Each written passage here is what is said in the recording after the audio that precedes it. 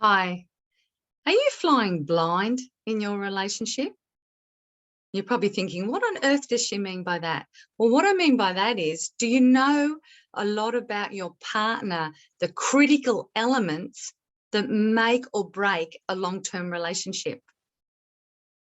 Most of us don't know the deeper issues about our partners. And unfortunately, what we tend to do is we do more research and more due diligence in when we want to go on a holiday. We research that more than what we do when we get into a relationship. And I'm talking about the elements of a relationship that are so critical, they can make or break a relationship. Things like, what is your partner's love language? What makes them light up and feel so loved and so appreciated and so adored and so special? Don't you want to give that to your partner as well as them make you feel that way? What about your partner's core needs? What do they have to have subconsciously at all costs that they will even sabotage a relationship to get that? Subconsciously, of course, they don't do it consciously, and you don't do it consciously either. That's how critical it is to a person, is knowing what their core need is. Is it safety? Is it security? Is it adventure? Is it being respected and appreciated and significance? Is it love and connection? There's so many different core needs that once you identify what your default system is, that's when you can give that to your partner, and also your partner give it to you. And it just makes the relationship ignite with passion and excitement and intimacy. That's how critical it is. Other things like what's yours and your partner's belief systems, core belief systems around money, around health, around relationships, around work, around kids and family, around all the critical parts that a relationship covers. So belief systems, what are their top values?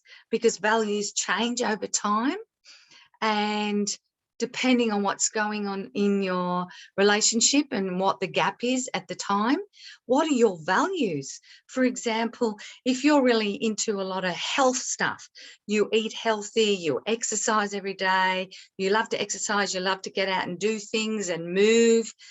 And if the other person is not that type of person, adventurous, where they like to get out and move, maybe they just like to sit and read.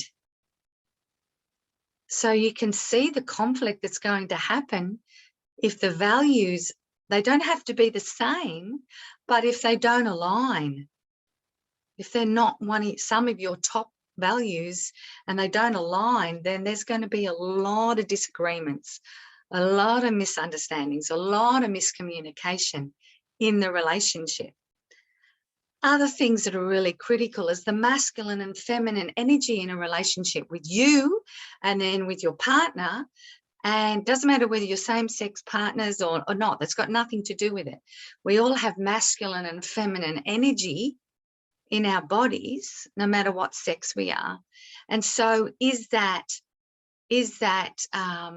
level, is that in a balanced state so that you can come into the relationship with your energies balanced?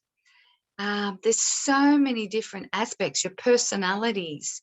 Do your personalities, you find that, for example, one person has a personality where they've got to have details. They've got to know the time, the exact time, and where and when and what you need, and cross your T's and dot your I's.